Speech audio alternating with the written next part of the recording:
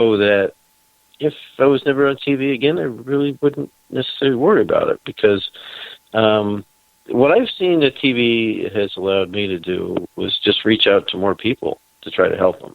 I mean, that's our big focus, is trying to help people.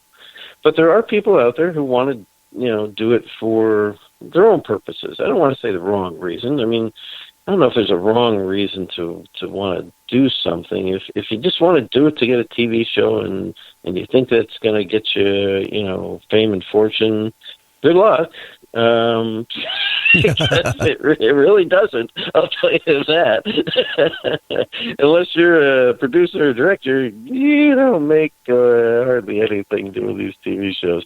I don't get paid much when I do them. It's almost like sometimes I don't get paid do. at all when I do them. So don't get me wrong. I mean, they pay for me to come out and to stay over and stuff like that. You get a hotel room, you get meals, you get your travel expenses. That's pretty much it. I mean, they don't pay you a lot of cash, unless you've got your own, like some of the guys, let's say race chasers, stuff like that. Unless you've got your own TV show, you're not really getting paid a salary per se. Not for like the ones I do. And then if you are, you're working.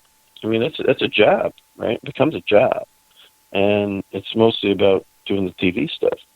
So, and TV, people need to remember, is about entertainment. It's not really about, I mean, don't get me wrong. The evidence these guys that you see on TV collect, I do know all these guys, and I've met them all. I know them all, except Zach. I've never met Zach Bagans, but Zach is who he is. But they're all legit about what they're finding as evidence. None of that's being made up. But, TV's TV, and you got to make ratings, right? So if your TV show isn't making ratings, then guess what happens to your TV show?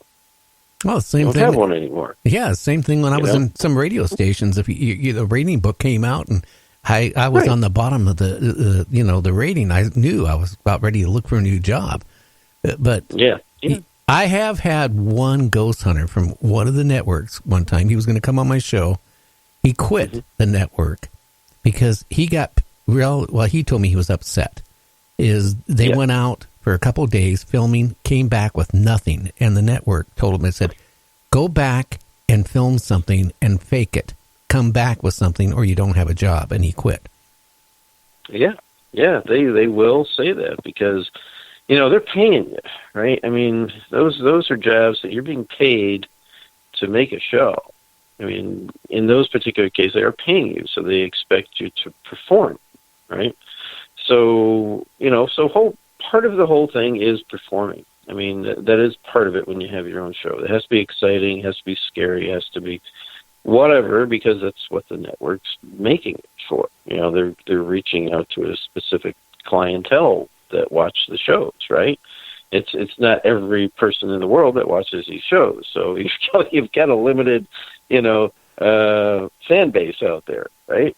So they're all vying for it. They all want that same fan base. So, and they all want their show to be the best one.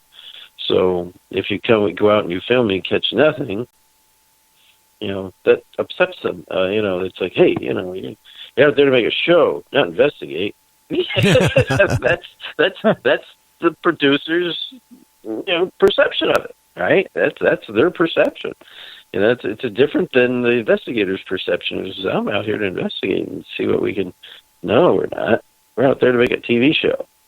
That's the difference in the perception, and that even comes into play with even some of the shows that I do. Where they hire you as their so-called, whatever you want to call it, expert or whatever, right? Their word, not mine. But, they sometimes expect you to give a certain answer they want. And I won't do it. I never do it. It's like, no, I'm not saying that. It's like, and you can have an argument with them. And you have to get them, the trick is to get them to realize that just because they want you to say something, it doesn't mean, number one, it's right. It doesn't mean, number two, it fits what's really happening in that particular case, okay? I had that discussion with the producer and the director one time, and I won. And sometimes you got to stand your ground. And the only reason I won was because they said, well, what would you say then? And they got mad at me. They said, well, what would you say? And I said, well, actually, I think this is really what's going on. And I told them, and like, you know what? That makes a lot more sense. Go with that. It's like, well, you're hiring me to be your so-called, quote, expert. You'd think you'd want to listen to me. You know, I know about hauntings. You guys don't. You don't do it. You just sit behind your thing and make a TV show. You know, you brought me here for a reason. Let me help you make your show better. You know, and that's the approach you got to take with them. Is look, I'm not here to destroy your TV show or something. You asked me to come here to help you, so let me help you, and let me help you tell the truth behind something, which is probably actually much more frightening than what you wanted to go with. You know, they don't think about that. They really don't think about that. And it doesn't necessarily have to be frightening, but it has to be, to me, it has to be compelling. You want to, you know, if you're doing these shows, you want to tell the truth. And the truth is typically much more compelling when regards to hauntings than the stuff they want to make up that they think sounds cool, right? So, you know, they listen to it and then they go with it. And actually, in the end, it turns out for the better. It actually helped improve the show. But you just got to convince them of that, and sometimes that's hard. You know, they don't want to listen. They think they know because it's a typical formula that's used, right, for all these shows. So wanting your own TV show, going out there to be investigators because you want to get your own TV show. Look, I got nothing against people that want to do that, but you know, then you just want to be an actor.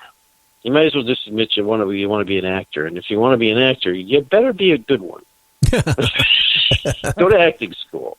Don't go out and try to investigate somebody's home and think you can do this stuff because it's going to show through. You know, there's a reason these shows pick real investigators, right? That people have done it for a long time. There is a reason they pick those people, right? And not just for that person's personality. That's a big part of it too. So you better have a good personality to go with it. You know, there's a reason they pick those people. And it's because they do know what they're doing. You know, they are experienced. They've had more than one investigation under their belt. You know, they are a real investigator. But sometimes their focus was more into being on TV. You know, and I always say there's nothing wrong with that. I mean, you know, let's face it. That was, you know, and a lot of people don't like Zach Bagans. I don't care for him either way, one way or the other. Personally, I don't dislike the guy. I don't like the guy, but I give the guy credit because he did really what he set out to do. His whole purpose was to create. He wanted to investigate, but he also wanted to create his own TV show, and he did it. Right? I mean, not just by himself, obviously, but he did it, and he built an empire out of it. When you look at what he's done over the years, he's been very successful at what he's done, right? I mean, we know a lot of us may not like him, or some people may not like him, but the guy's a great promoter. He's a great self-promoter, and he does have his following, and he's tapped into, or, you know, he's tapped into that. And the people who follow him love him, right? So he found his niche, he found his following. But that's what he always wanted to do. You know, he wasn't always nearly about doing an investigation and trying to help people and stuff like that. He wanted to build kind of an empire, build a really strong TV show and make money at it. And he did. Well, it's nothing wrong with that. There's nothing wrong with that. No, that's what I'm saying. More power to him. You know, we may say we hate the way he investigates. We may say different things. We don't like his attitude, whatever. You don't have to like the guy. You don't have to like what he does. But I always say you got to give credit where credit's due. You know, his whole purpose was to do exactly what he's doing. It wasn't to become the best investigator out in the world. It was to become one of the best TV shows on TV. And he did that. There's nothing wrong with that. But he did it. Well, you know, he did it. A friend of mine who recently passed away here, Art Bell, And he numerous times he would always say, "Hey, Gary, when you do your show, just remember this: it's entertainment. That's what it is. You're not a news reporter. You're not. You're just you're a host of a talk show, and just give great entertainment." And I always go at that's it. Yeah, that's what I tried doing. Yeah, and that is it. I mean, that's what you're doing. That's why people listen in, right? I mean, they love your show. They know that when they listen in, they're going to hear a really great show, and it's going to be something they're interested in, right? And that's the purpose of that.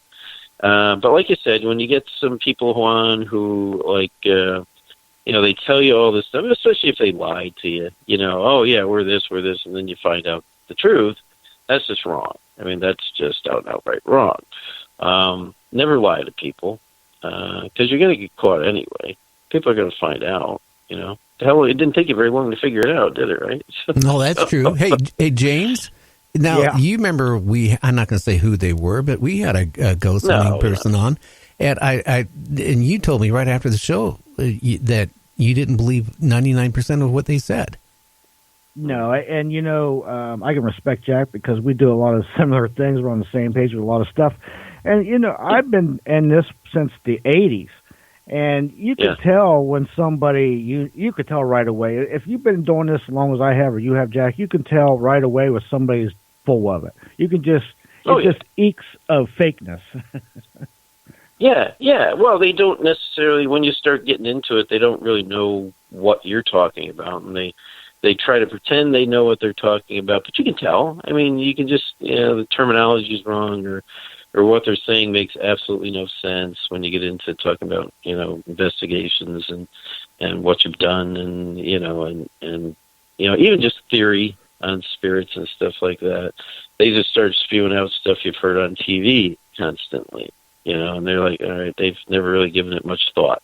They're repeating what they've heard on TV. That's all they're doing. So, and I never say anything to anybody. I never put anybody down. I say, oh, that's interesting, and you may want to look into this, and you may want to look at that. And some people who are interested and they're really trying to learn will pay attention, and then others just get flustered and they just walk away from you, So I was like, oh, okay, I was just trying to give you some advice. That's all. Now, and I've always said, never be mean to people. I mean, they've got their own thing going on, and they've got their own agenda, and it is what it is. And but myself and our teams, Spirits in New England, and one of my newest ones I'm with, JC Paranormal, and ICU Paranormal, and some of the others I'm with, the Extreme Paranormal Encounter Response team that I'm with.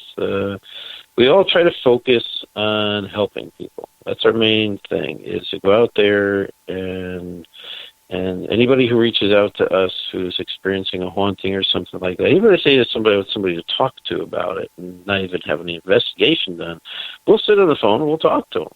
What are you experiencing? What's going on? They just want somebody to listen to sometimes. So we, or they ask a question about what we think might be going on, and that's always a little bit hard because we're not there.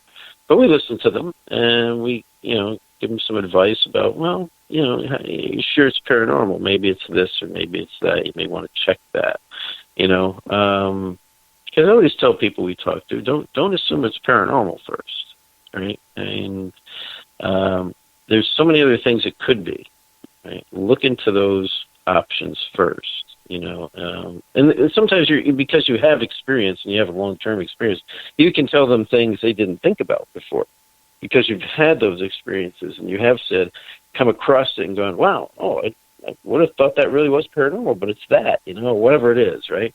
Something weird, Well, hey, Jack, you got roaches in your walls. I don't know. we need to take a break for the radio stations, and we're going to be back in 3 minutes. Absolutely. So when you come back, can you take us through what you do when you go to somebody's house? Sure. To walk us through what, right to the beginning to the end, what all is, transpires. We'll be back with Jack Kenna right after this break. So stay tuned. You're listening to Night Dreams Talk Radio After Dark.